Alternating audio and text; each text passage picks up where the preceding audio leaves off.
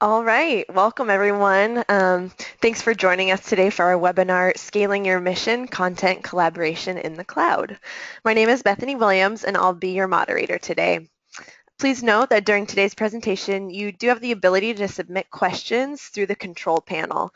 We'll leave time at the end of the webinar to answer a few of these questions, and we'll also provide our contact information if you wish to hash out any of these issues or topics further. Lastly, note that we will be sharing interesting facts and figures along the way, and of course, you're welcome to share those through your social channels. We'll also be recording everything and sending that out along with the slide deck to all of the registrants and attendees after the webinar. So with that, I'll hand it over to our presenters today. For Zach and Brent to introduce themselves. Brent, why don't you go ahead and go first?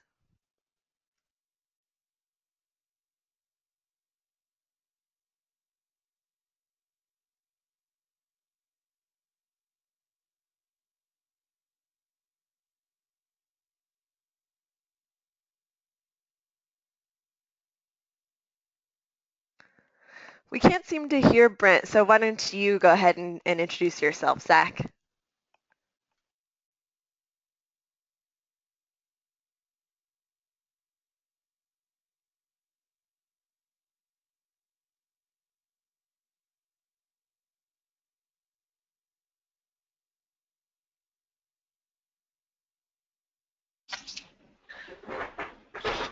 Great. I think I'm unmuted now. My name is Zach Turner. I work at Box, and I've been at Box for about 5.5 years. I manage the sales engineering team here, and sales engineers are essentially the technical resources that work with our sales team to help customers to be able to evaluate Box for their organization. And before working at Box, spent a couple of years at Kiva.org, which is a nonprofit that is the world's first person-to-person micro-lending platform. And while I was at Kiva, I helped build out a couple of programs there, but also leveraged Box as our content management and collaboration platform within my team, within my department, and then later within the entire organization. Really looking forward to presenting today. And my peer, Brent, I believe, is on, and he'll introduce himself from Idealist. Yeah, thanks, Zach. Can everyone hear me now? Are we good? Loud and clear. Hopefully, yes. Brent, yep. Okay, perfect. Thanks, Bethany. Yeah, so my name is Brent Shively. I am a solutions analyst at Ideal Consulting, and I'll be bringing kind of the Box to Salesforce perspective today to the webinar and speaking about a few different use cases. My background is primarily based in development and fundraising in nonprofits prior to Ideal Consulting, and now currently my role as a solutions analyst really just work with different organizations to best understand their mission and how that can be best represented in Salesforce. So with that, we can get into content a little bit, and I'll let Zach kind of kick things off. Excellent. So over the next period of time for the webinar, Brent and I want to cover 5 areas. We want to help frame the discussion to talk about what cloud content management and collaboration is. We also want to share about the stakeholders within a nonprofit, mission-minded organization that can be affected by content management and collaboration. Additionally, I want to give some concrete examples of some real nonprofit, mission-minded organizations that have deployed Box, and to give some examples of some of the specific use cases that they're using for Box to drive value towards their mission. And then we wanted to talk about, since it's an Idealist webinar, we want to make sure you know some of the best practices, integrations, and the ways that Idealist can actually help advise and work with you on your integrations and best practices for migrating into a content management platform like Box. And then we want to keep it interactive. So towards the end, we've devoted a chunk of time to be able to take your questions. So Brent and I will both be able to kind of tag team those questions at the end. And ultimately, during this webinar, our goal is to show you that Box, as a cloud content management and collaboration platform, can do so much more to help you advance your mission than you might originally think right now. So that's going to be the plan for today, and we can kind of move on to the chunk of our content. So what is content management and collaboration? In a sense, because you work with idealists, you may be very familiar with Salesforce or have Salesforce deployed within your organization. Salesforce is a much more structured system of record for kind of managing your customer interactions, or in the case of a nonprofit, any number of different stakeholders. With Box, we're kind of more of an unstructured content and file layer within your organization.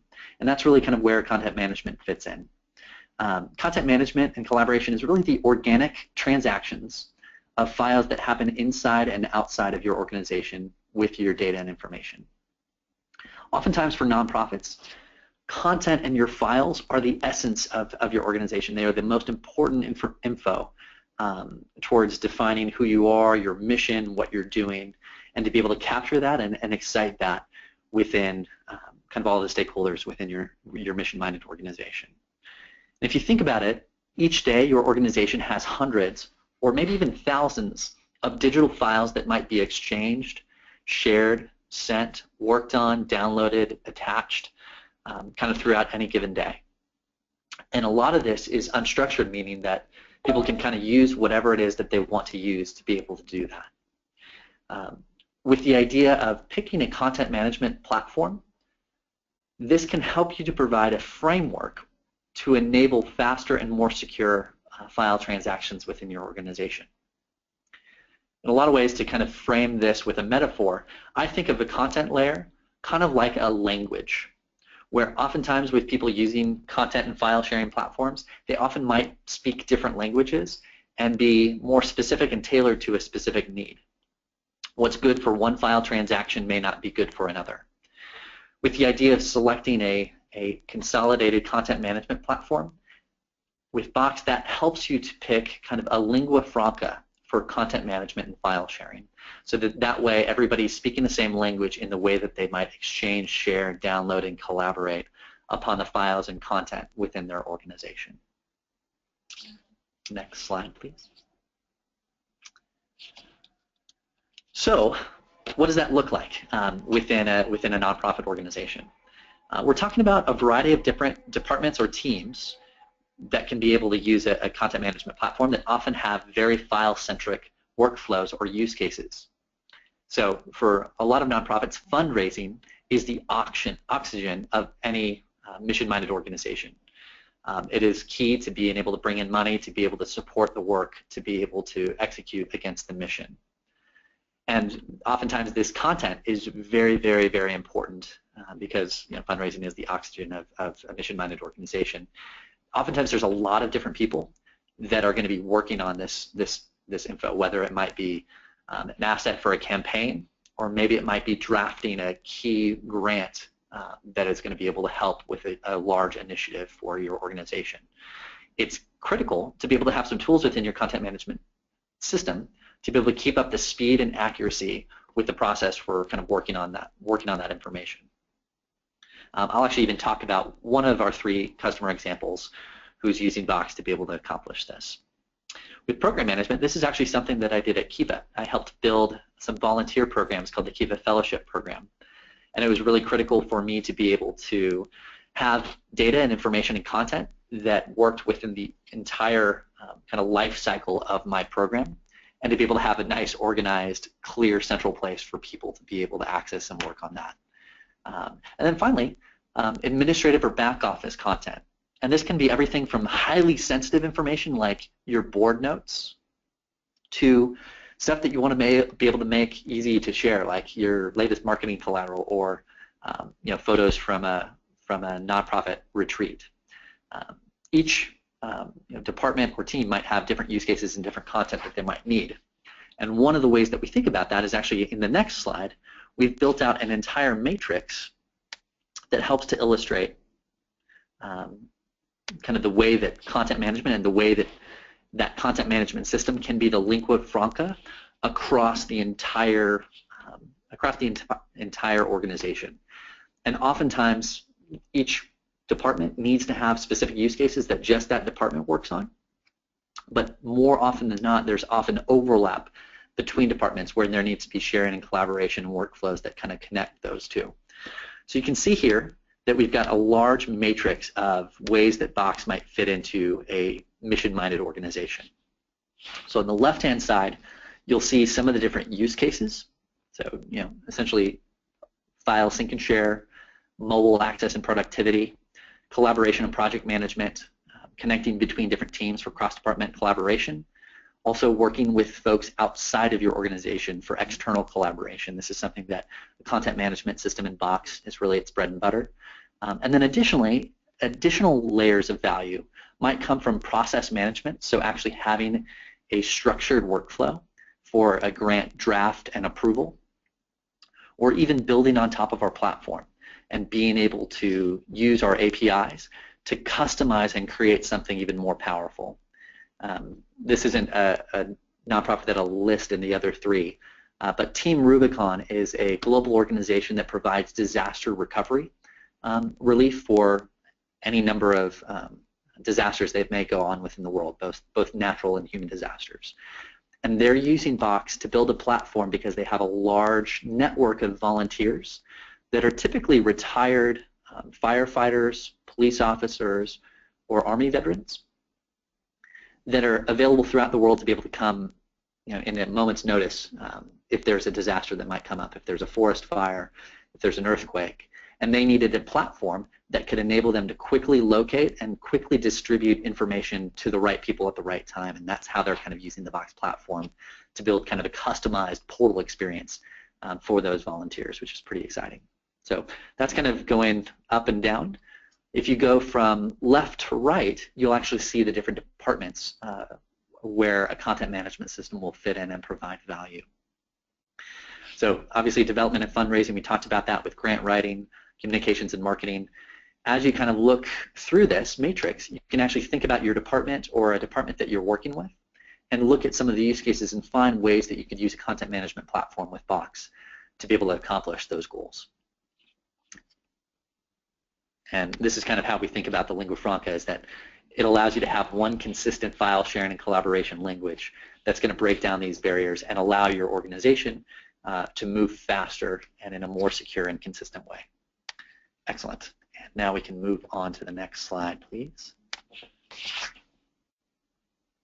And so that actually picks up into who might be affected by this. And my friend Brent is going to talk about it.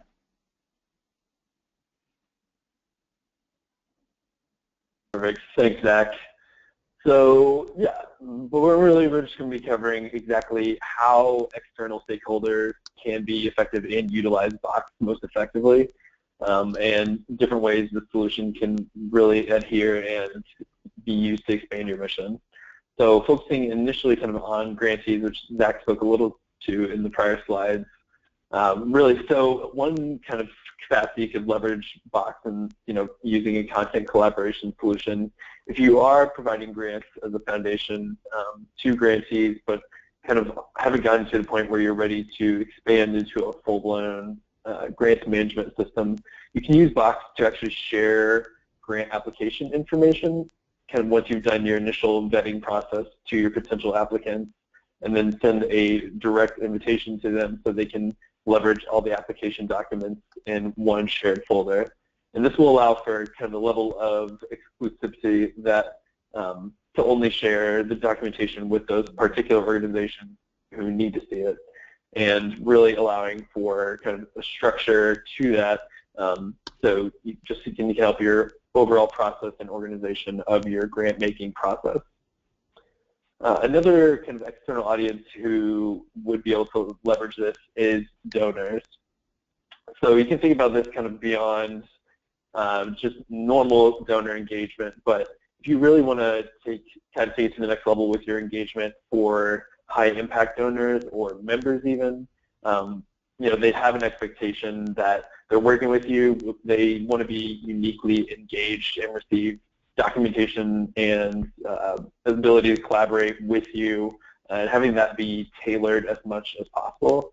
And through using Box, you can actually invite those particular impact donors or members to view unique information, whether this is impact reports or a specialized end-of-the-year annual review that you only send out to those particular donors who are uniquely engaged in your mission, and other members who have kind of specialized access and any kind of distribution you really need to do to those folks, you can utilize Box for that. And then this last piece is a little more broad. Really anyone who needs to download, upload, sign, or share. So as Zach highlighted with the prior slide, integration with Salesforce Inbox allows for working together across your entire organization between specific departments or within the organization as a whole. And all of that is centralized within Salesforce. So you can leverage assigning specific tasks to different members and particular users of Salesforce and have that be related to Salesforce records specifically. So you can kind of streamline and focus your workflow to be as precise as possible. It really just allows for easing your document distribution. You can, leveraging the life cycle of grants you're applying for, from research to writing to versioning to your actual report submissions once you've received the grant. And then finally, another kind of way to leverage it is increasing your usage of volunteers and interns by simplifying their tasks and focusing their energy in one place rather than having them go from G Drive to Constant Contacts to, and just having your data stored across a number of locations and needing to convey that to individuals who are there for shorter periods of time. By having this kind of focused in one particular area, you don't need to document and describe that multi-stage process to them. You can have that be centralized kind of in one location with a structure and hierarchy all self-contained within Salesforce, and then by extension Box as well. And that is all for me on that slide, and I think Zach is going to talk a little bit more about some specific examples of nonprofits who are leveraging Box in unique and innovative ways. Yeah, Brent, thanks so much. Yeah, I think it is key to be able to think about the stakeholders and the accountability and the speed that you can kind of create with various people that could be using a content management system. Now what we wanted to do is we transition into maybe the meat of kind of the webinar today, is to give you some concrete, clear examples of mission-minded organizations that have rolled out Box. And the first one is kind of a broad story that helps kind of frame that lingua franca commitment from a content management system for Grameen Foundation, where they are a organization that was created by Muhammad Yunus, who was the kind of founder and kind of creator of the microfinance movement. And their goal is to multiply kind of this model of microfinance throughout the world. So they're a global nonprofit. And they came to Box needing something that was secure because they were handling very sensitive information, including financial transactions and customer information. They also needed something that was easy to use because their workforce was globally distributed and had various levels of education. They needed something that was secure but also married into being something that was intuitive and simple to adopt. And then finally, they needed something that was global. They needed something that would work both in Washington, D.C. in their headquarters office, as well as in Southeast Asia, as well as in sub-Saharan Africa. They didn't want to spin up servers. They didn't want to have tools that couldn't kind of scale to that global reach. And they wanted to ultimately have the boon of having one consolidated cloud content management system and curb and limit the risk of having a variety of unsanctioned collaboration tools. So they ended up deciding to migrate off of their scattered approach, which was a variety of different tools, and to bring it all into Box so that everybody could speak the same language. And one kind of thing that I mentioned earlier was one of the most important use cases that they've done is they've allowed people to use kind of their productivity tools of choice integrated into Box. So Google Docs integrates into Box, as well as Microsoft Office, both Office 365 as well as your Office applications. So they allow people to kind of work individually on their own for grant drafts.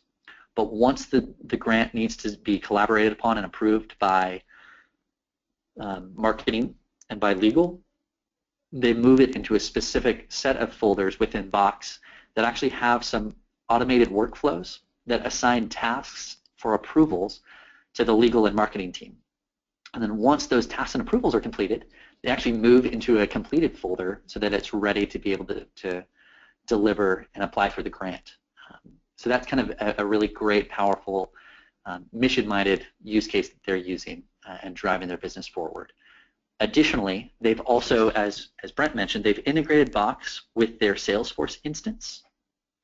And the way that Box and Salesforce integrates is you're able to bring Box content and attach it to your records within Salesforce.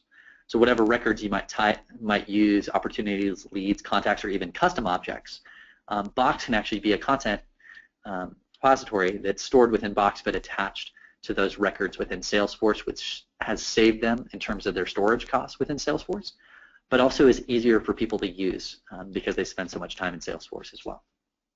Excellent.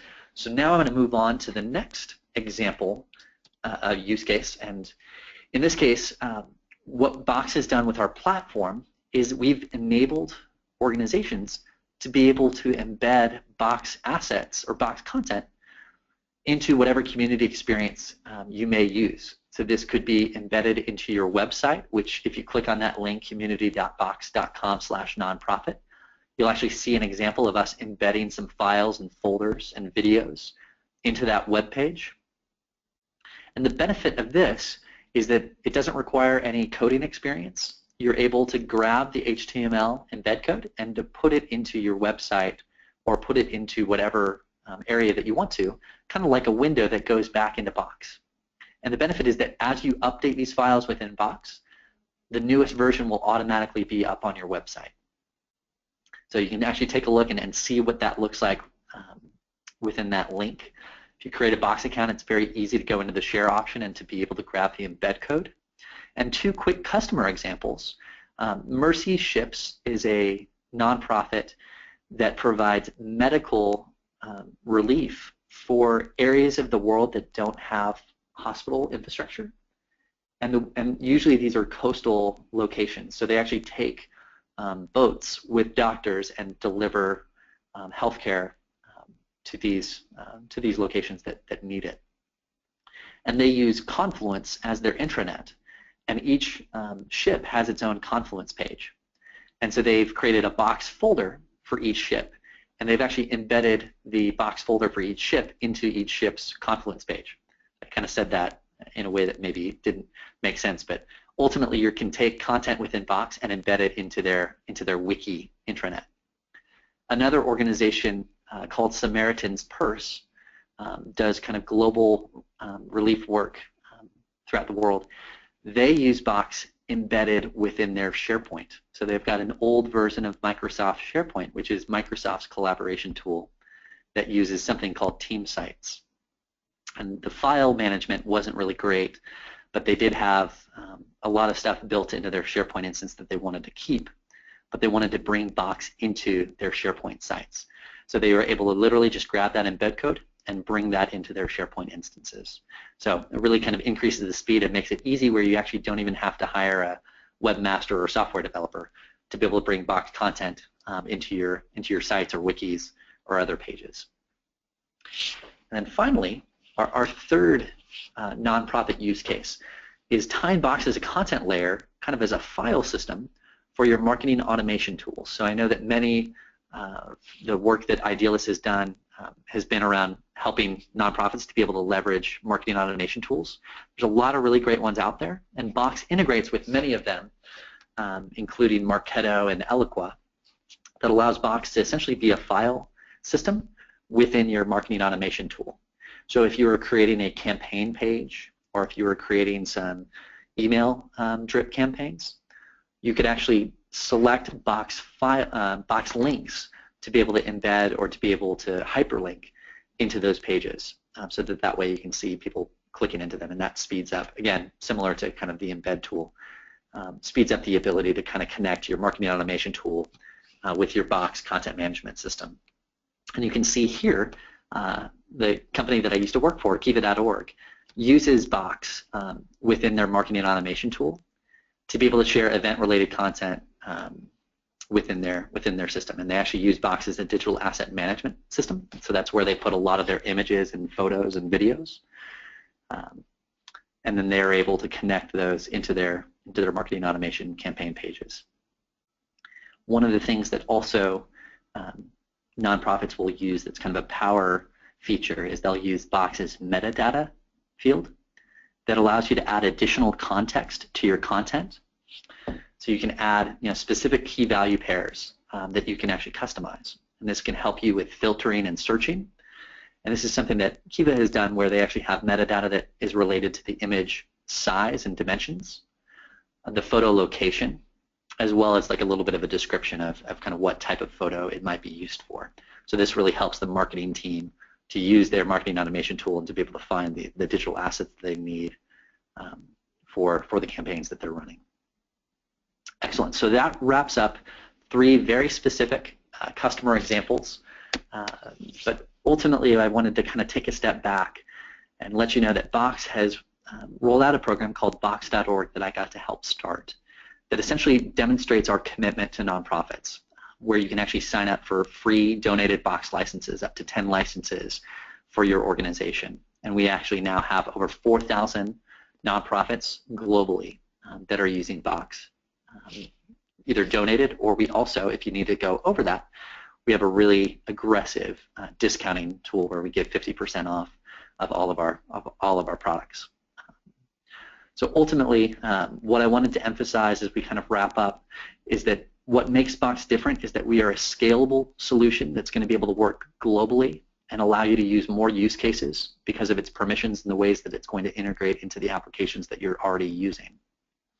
It also is more secure, and also with being a Box.org initiative, we are completely and utterly committed to helping nonprofits achieve their mission through our platform.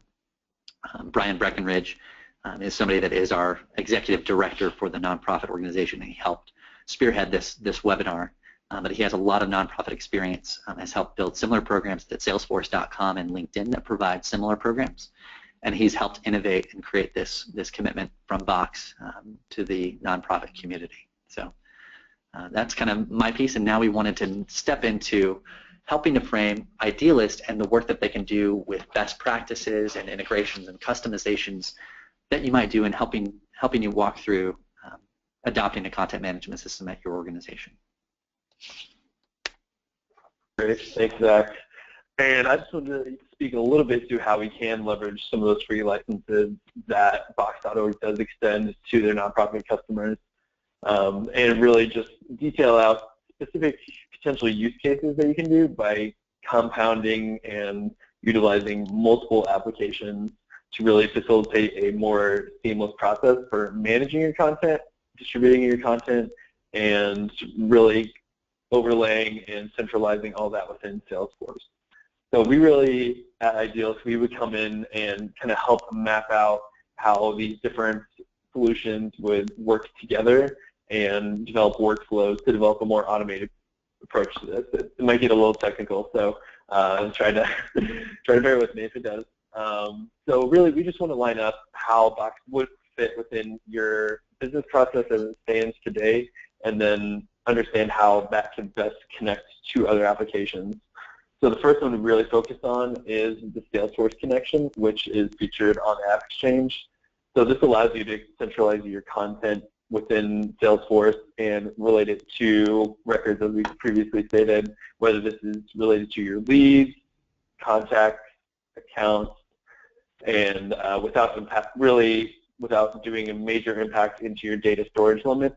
So this can be one capacity that will allow you to really just get around and still allow for that connection to tracking your particular content as it relates to specific records. And then pairing it with form assembly as well.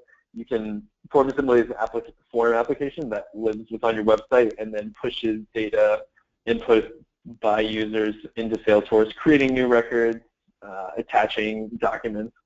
So one use case we've worked with prior is developing a workflow where we have grant applications coming in to Salesforce, and then developing a workflow that pushes that directly into Box upon receipt of that. And then other use cases would be volunteer interest form or program application. So there you can think a little bit more about any kind of forms that you have living on your website currently and how that could best push directly into Salesforce and then by extension push to Box as well. And allowing with the structuring of your content through Box, another kind of use case would be Conga Composer. So Conga Composer is an application that allows for creation of templates to enable, and really by leverage using that in conjunction with Box, you can have clear organization about use cases for each template and how it should be used specifically. One common nonprofit example is creation of end-of-the-year tax receipt letters, which I'm sure many of you are thinking about right now and needing to leverage. So by having some of those templates stored within Box, you know precisely where to go whenever you're developing those communications that are needing to go out. And then if you're using it in conjunction with an e-signature application like a DocuSign or EchoSign, this kind of allows for an expedited, seamless document approval process where you're sending out a personalized, customized communication directly to your constituents, whether that be donors or members, and then have them precisely just expedite and actually agree to the particular agreement and do that all digitally and seamless rather than needing to go back and forth through emails or having someone scan and having to sign that and then send it back to you. So it just allows for a much more seamless, expedited approach. And at Idealist, we work with all of these solutions frequently and have developed a lot of different automated approaches for leveraging them, and through workflows, and then through the customizations we've done to Salesforce, whether that is assistance with generating these documents, and then we would also work with you to help identify additional points where we can leverage automation to ease some of the staff time you have for developing content. And then I just want to speak a little bit more to the best practices of the Box integration and structure.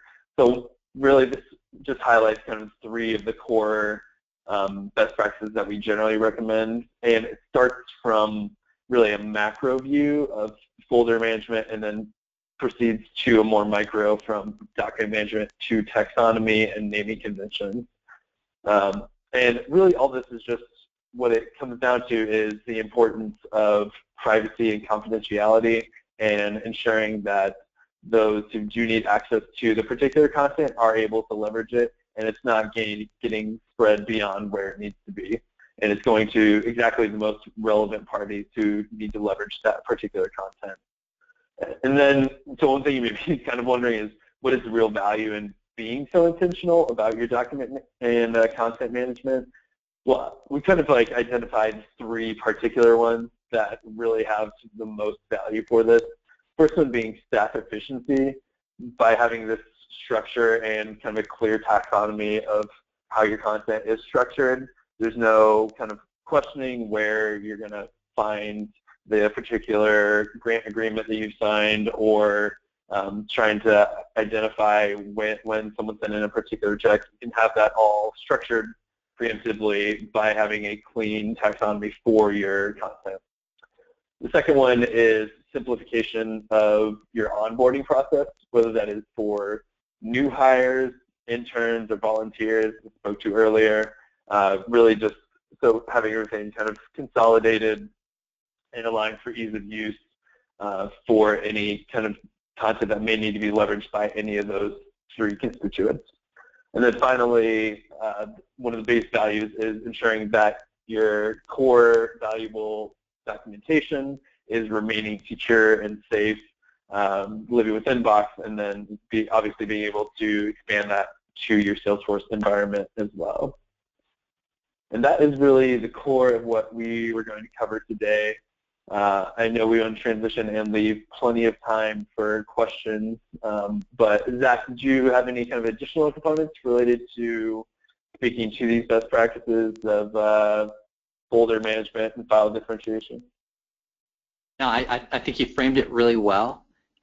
If you just take a step back for the audience that's kind of thinking about content management, Box and Idealist, think about it kind of like a crawl, walk, run strategy where you start with some small use cases that you really kind of need, or a group of people that really need to start with it. And then over time you can evolve your usage and kind of the use cases and optimizing, kind of leveraging all of the features and functionality. And obviously Idealist is going to be an excellent partner to help you to be able to get the most value out of it and to be able to be really strategic and specific about the way that you might roll it out. So I think these best practices are super helpful and a great way to think about that evolution over time that you'll have with Box. Awesome. Thanks, guys. So we do have a couple of questions. The first one being from Owen. A question about an organization that has 10 licenses. Is each license tied to one computer, or can one of those licenses connect to an account that they can access from more than one location? Yeah, I'm glad you asked. The licenses are tied to people, and depending upon how you want to roll it out, they can connect to Box from as many locations as you'd like. Great, thanks. And then, Zach, do you have any pro tips for users that have maybe gotten started with Box already but want to enhance their usage? Yeah, it's a good question. There's a lot. It's funny. I did a presentation at BoxWorks we do once a year. It's our big customer conference, and I did 10 productivity tips for using Box. So I'm trying to draw back on that right now. One of my favorite features that is subtle that a lot of people don't know about is that Box has a feature called access stats, so that when you share a file, you can actually see when people view or download the file. It's really great for hot files that might be used and downloaded by a lot of people for marketers. That way you can see and track kind of usage and how popular it was.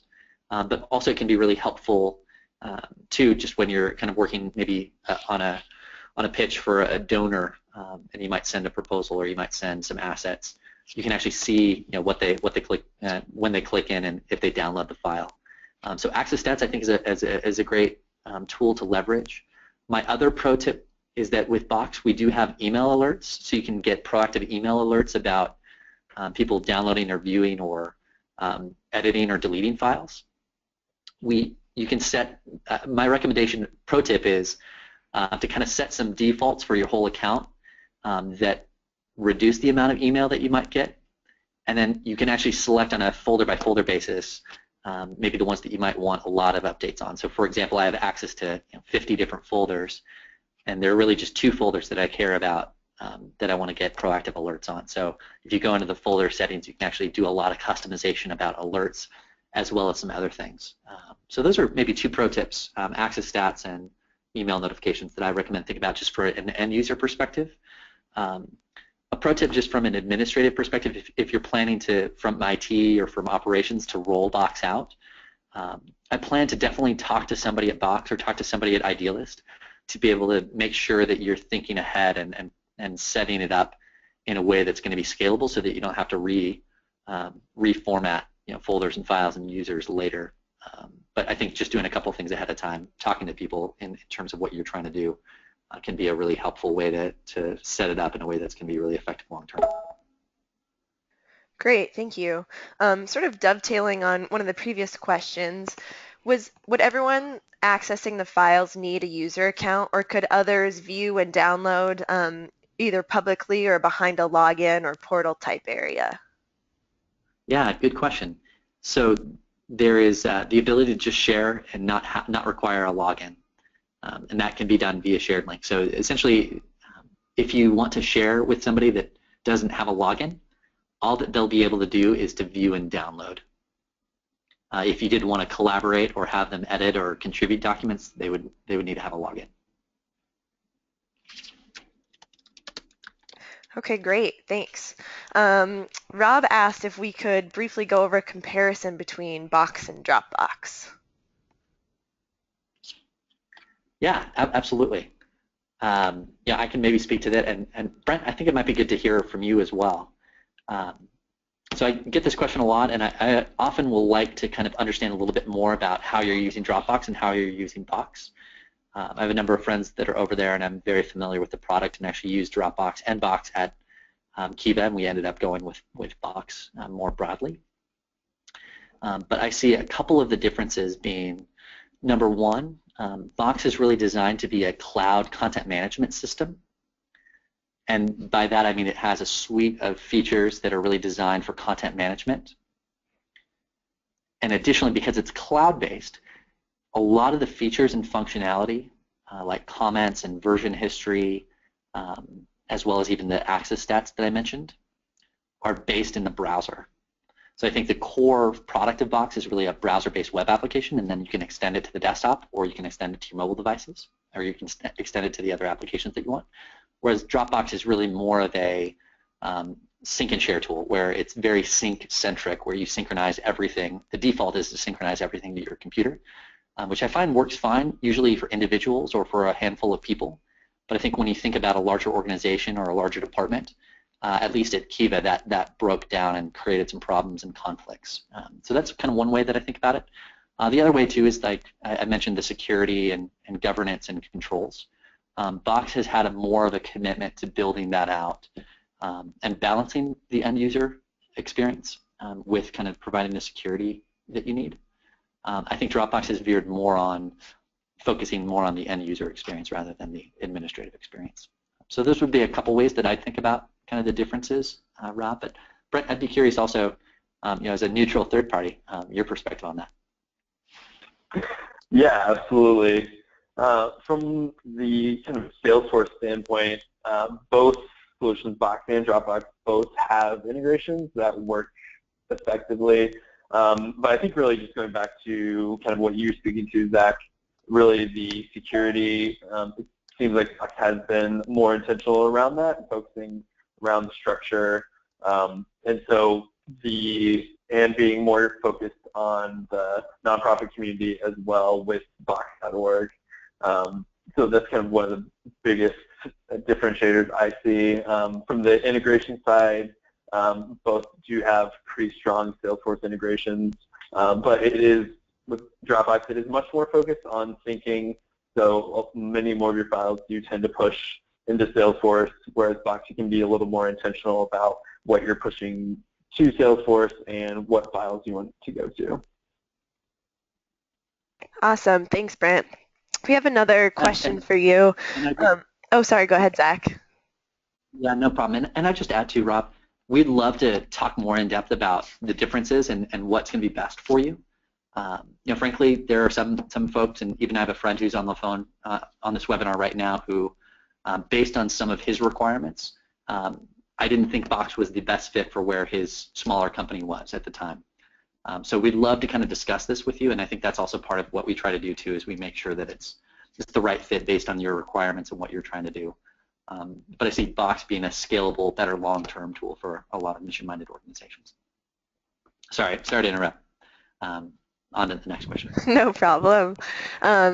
This is one I think Brent could speak to. Can you talk about the way that a content management system, and specifically Box, can help or hinder a data migration process? Yeah, absolutely, and that is a fantastic question. Data migration can definitely be a bit of a bear whenever you're thinking about transitioning from one solution to another. So Box can allow for really helping with that process as long as you've been intentional about your naming conventions and taxonomy.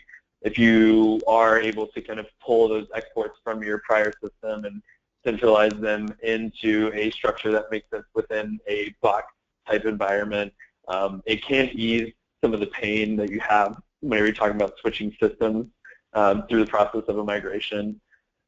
And really just optimizing some of that content before, during, and after, because one component of data migration is there's a lot of back and forth about what data needs to come over and where is it living in the meantime and what is the most updated version and which table needs to go where. So it can quickly get pretty messy when you think about organization and kind of using Box as an interim piece as a really really facilitating part of that process. The solution allows for easing some of the effort into consolidating it into one location. Awesome, thank you. Well, if nobody has any more questions, I think we'll wrap it up. I'll give you just maybe 30 seconds to enter any last questions that have popped into your brains, and then we'll say our goodbyes.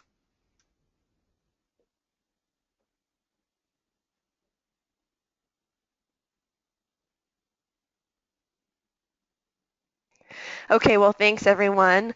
You can see our contact information here on this slide, and of course, feel free to reach out if you do have any additional questions or want to dig into this issue further. Thanks for joining us today, and we hope you have a good rest of your day.